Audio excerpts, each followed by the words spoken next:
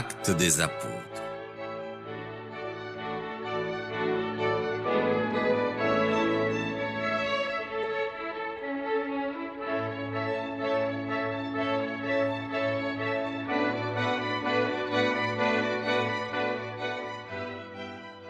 Dans mon premier livre, ô Théophile, j'ai parlé de tout ce que Jésus a fait et enseigné depuis le commencement, jusqu'au jour où, après avoir donné ses ordres par l'Esprit Saint aux apôtres qu'il avait choisis, il fut enlevé au ciel.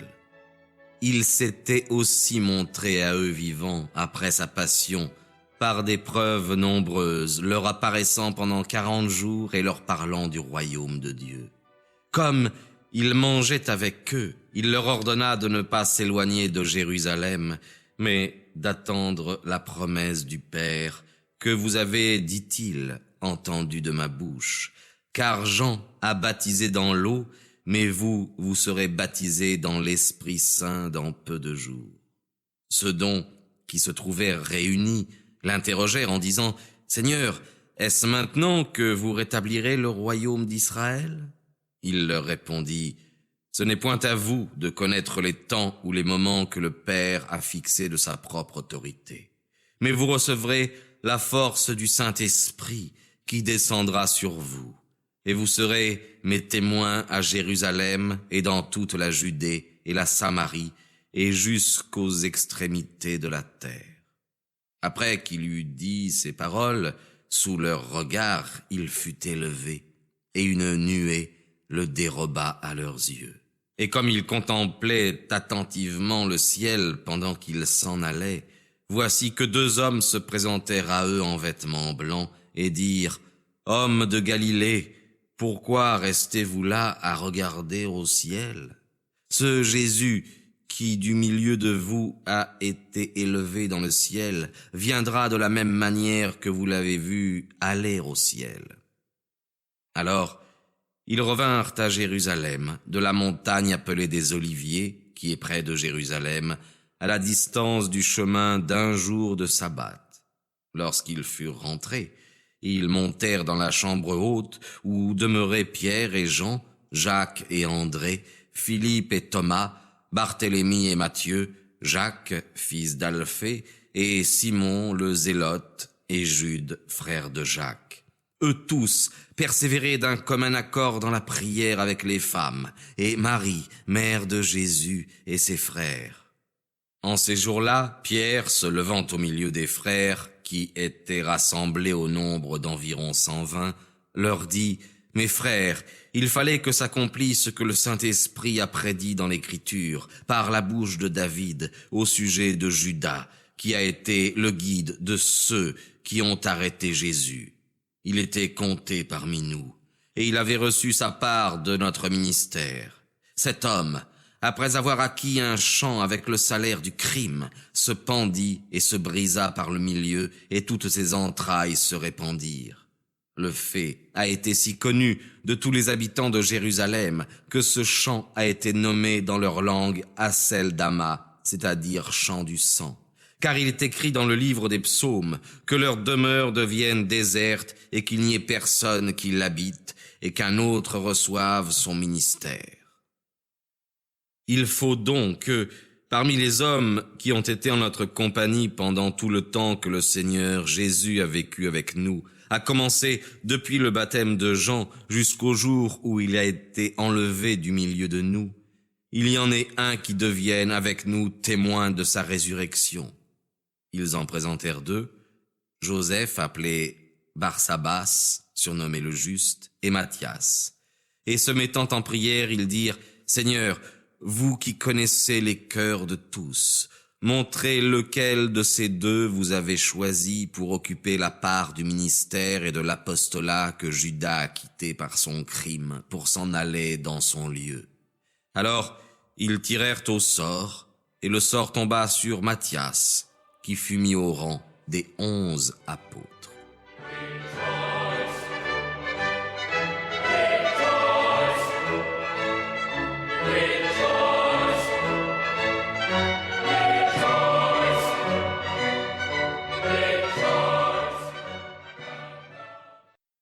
Lorsque le jour de la Pentecôte fut arrivé, ils étaient tous ensemble dans un même lieu. Tout à coup, il se produisit, venant du ciel, un bruit comme celui d'un vent impétueux, et il remplit toute la maison où ils étaient assis. Et ils virent paraître des langues séparées les unes des autres, qui étaient comme de feu et qui se posèrent sur chacun d'eux. Et ils furent tous remplis du Saint-Esprit. Et ils commencèrent à parler diverses langues, selon que l'Esprit Saint leur donnait de s'exprimer. Or, il y avait à Jérusalem des Juifs pieux qui y séjournaient de toutes les nations qui sont sous le ciel. Après que ce bruit se fut fait entendre, ils accoururent en foule, et ils furent stupéfaits, parce que chacun les entendait parler dans sa propre langue. Ils étaient tous hors d'eux-mêmes, et dans leur étonnement ils disaient, « Tous ces hommes qui parlent, ne sont-ils pas galiléens ? Comment donc chacun de nous les entend-il parler la langue de son pays ? Parthes, Mèdes, Élamites, ceux qui habitent la Mésopotamie, la Judée et la Cappadoce, le Pont et l'Asie, la Phrygie et la Pamphylie, l'Égypte et le territoire de la Libye qui est près de Cyrène, les étrangers résidant à Rome, juifs ou prosélytes, crétois et arabes, nous les entendons parler en nos langues des merveilles de Dieu. »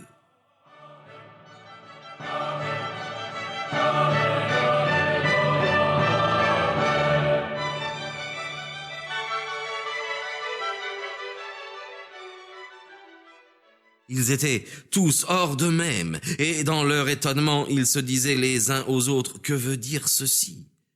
Mais d'autres disaient en se moquant, « Ils sont pleins de vin nouveau. » Alors, Pierre, se présentant avec les 11, éleva la voix et leur dit, « Hommes juifs, et vous tous qui séjournez à Jérusalem, sachez bien ceci, et prêtez l'oreille à mes paroles. Ces hommes ne sont pas ivres, comme vous le supposez, car il n'est que la 3e heure du jour. Mais il arrive ce qui a été dit par le prophète Joël. Il arrivera dans les derniers jours, dit le Seigneur, que je répandrai de mon esprit sur toute chair. Vos fils et vos filles prophétiseront. Vos jeunes gens auront des visions, et vos vieillards auront des songes. Oui, sur mes serviteurs et sur mes servantes, en ces jours-là, je répandrai de mon esprit, et ils prophétiseront. Et je ferai paraître des prodiges dans le ciel, et des miracles en bas sur la terre, du sang, du feu et une vapeur de fumée. Le soleil sera changé en ténèbres, et la lune en sang, avant que vienne le grand et glorieux jour du Seigneur. Et alors, quiconque invoquera le nom du Seigneur sera sauvé. Hommes israélites, écoutez ces paroles. Jésus de Nazareth, cet homme approuvé de Dieu, parmi vous par les actes de puissance, les prodiges et les miracles que Dieu a faits par lui au milieu de vous, comme vous le savez vous-même. Cet homme, vous ayant été livré selon le dessein arrêté et la prescience de Dieu, vous l'avez affligé et fait mourir par les mains des méchants. Dieu l'a ressuscité en dissipant les douleurs du séjour des morts, parce qu'il était impossible qu'il y fût retenu. Car David dit de lui, « Je voyais toujours le Seigneur devant moi, parce qu'il est à ma droite, afin que je ne sois pas ébranlé. C'est pourquoi mon cœur s'est réjoui, et ma langue a été dans l'allégresse, et ma chair même reposera avec espérance, car vous ne laisserez pas mon âme dans le séjour des morts, et vous ne permettrez pas que votre sein voie la corruption. Vous m'avez fait connaître le chemin de la vie, et vous me remplirez de joie en me montrant votre visage. Mes frères, qu'il me soit permis de vous dire hardiment au sujet du patriarche David qu'il est mort, qu'il a été enseveli et que son sépulcre est parmi nous jusqu'à ce jour. Mais comme il était prophète et qu'il savait que Dieu lui avait juré, sous la foi du serment, de faire asseoir sur son trône un fils issu de lui, c'est la résurrection du Christ qu'il a prévue, lorsqu'il a dit qu'il n'a pas été laissé dans le séjour des morts et que sa chair n'a pas vu la corruption. C'est ce Jésus que Dieu a ressuscité, Nous en sommes tous témoins. Après donc qu'il a été élevé par la droite de Dieu, et qu'il a reçu du Père la promesse de l'Esprit Saint, il a répandu cet Esprit que vous voyez et entendez. Car David n'est pas monté au ciel, mais il a dit lui-même, « Le Seigneur a dit à mon Seigneur, assieds-toi à ma droite, jusqu'à ce que j'aie fait de tes ennemis l'escabeau de tes pieds. » Que toute la maison d'Israël sache donc très certainement que Dieu a fait Seigneur et Christ ce Jésus que vous avez crucifié. Ayant entendu ces paroles, ils eurent le cœur touché de componction, et ils dirent à Pierre et aux autres apôtres, « Oh mes frères, que ferons-nous » Pierre leur répondit, « Faites pénitence, et que chacun de vous soit baptisé au nom de Jésus-Christ pour la rémission de vos péchés, et vous recevrez le don du Saint-Esprit. Car c'est pour vous qu'est la promesse, et pour vos enfants, et pour tous ceux qui sont au loin, en aussi grand nombre que le Seigneur notre Dieu les appellera. » Par beaucoup d'autres paroles, il les conjurait et les exhortait en disant, « Sauvez-vous du milieu de cette génération perverse. » Ceux donc qui reçurent sa parole furent baptisés, et ce jour-là, 3000 personnes environ se joignirent aux disciples. Ils persévéraient dans la doctrine des apôtres, dans la communion de la fraction du pain et dans les prières. La crainte était dans toutes les âmes. En outre, beaucoup de prodiges et de miracles étaient opérés par les apôtres à Jérusalem, et il y avait en tous une grande crainte. Tous ceux qui croyaient vivaient ensemble, et ils possédaient tout en commun. Ils vendaient leurs propriétés et leurs biens, et en partageaient le produit entre tous, selon les besoins de chacun.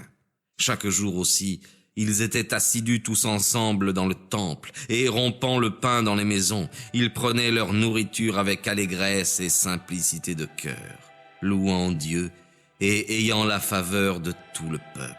Et le Seigneur augmentait chaque jour l'assemblée de ceux qui devaient être sauvés.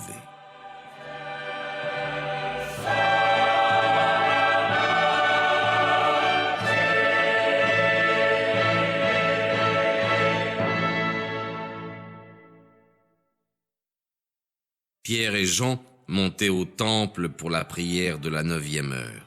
Et il y avait un homme, boiteux dès le sein de sa mère, qu'on portait et qu'on plaçait chaque jour à la porte du temple qu'on appelle la Belle, pour qu'il demandât l'aumône à ceux qui entraient dans le temple. Cet homme, ayant vu Pierre et Jean qui allaient entrer dans le temple, les priait pour recevoir une aumône.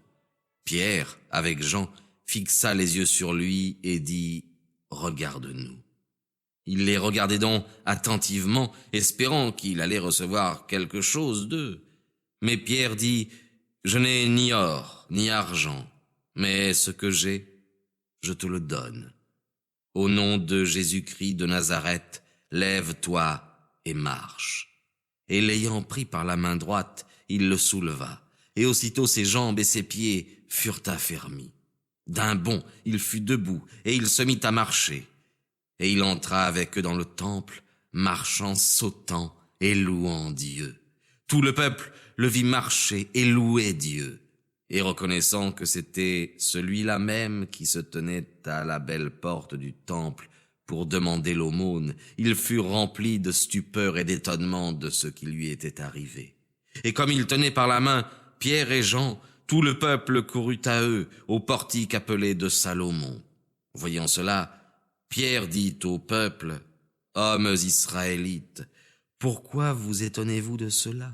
Ou pourquoi nous regardez-vous comme si c'était par notre vertu ou par notre puissance que nous eussions fait marcher cet homme? Le Dieu d'Abraham, le Dieu d'Isaac et le Dieu de Jacob, le Dieu de nos pères, a glorifié son fils Jésus que vous avez livré et renié devant Pilate quand il jugeait qu'il fallait le relâcher. Mais vous avez renié le saint et le juste, et vous avez demandé qu'on vous accordât la grâce d'un meurtrier, et vous avez fait mourir l'auteur de la vie, que Dieu a ressuscité d'entre les morts, ce dont nous sommes témoins. C'est à cause de la foi en son nom que ce nom a raffermi cet homme, que vous voyez et connaissez. Et la foi qui vient de lui a opéré en présence de vous tous cette parfaite guérison. Et maintenant, mes frères, je sais que vous avez agi par ignorance, aussi bien que vos chefs. Mais Dieu, qui avait prédit par la bouche de tous les prophètes que son Christ devait souffrir, l'a ainsi accompli. Faites donc pénitence et convertissez-vous, afin que vos péchés soient effacés, lorsque seront venus des temps de rafraîchissement de la part du Seigneur, et qu'il aura envoyé celui qui vous a été annoncé, Jésus-Christ. Mais il faut que le ciel le reçoive, jusqu'au temps du rétablissement de toutes choses, dont Dieu a parlé depuis longtemps par la bouche de ses saints prophètes. Moïse a dit: « Le Seigneur votre Dieu vous suscitera d'entre vos frères un prophète comme moi, vous l'écouterez en tout ce qu'il vous dira.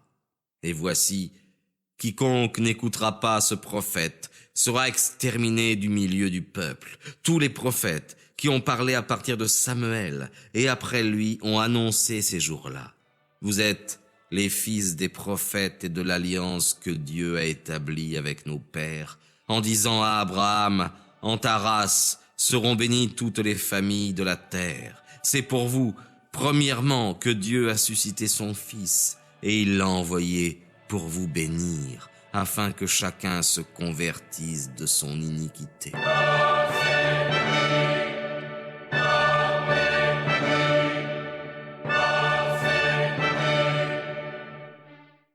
Tandis qu'il parlait au peuple, survinrent les prêtres, le capitaine du temple et les Sadducéens, ennuyés de ce qu'ils enseignaient le peuple et annonçaient en Jésus la résurrection des morts. Et ayant jeté les mains sur eux, ils les mirent en prison jusqu'au lendemain, car il était déjà tard. Cependant, beaucoup de ceux qui avaient entendu la parole crurent, et le nombre des hommes fut de 5000. Mais il arriva le lendemain que les chefs du peuple, les anciens et les scribes, s'assemblèrent à Jérusalem avec Anne le grand prêtre, Caïphe, Jean, Alexandre et tous ceux qui étaient de la race sacerdotale. Et faisant comparaître les apôtres au milieu d'eux, ils leur demandèrent: « Par quelle puissance ou au nom de qui avez-vous fait cela ?» Alors Pierre, rempli du Saint-Esprit, leur dit: « Princes du peuple et anciens, écoutez.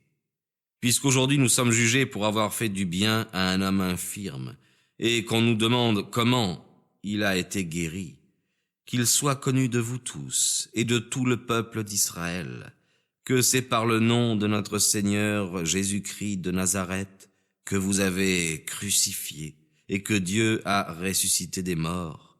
C'est par lui que cet homme se tient guéri devant vous. C'est lui qui est la pierre rejetée par vous les constructeurs, et qui est devenue la pierre de l'angle. Et il n'y a de salut en aucun nom. » Nous espérons que vous avez apprécié cet aperçu. Pour continuer à écouter ce livre audio sur Google Play Livres, utilisez le lien dans la description de la vidéo.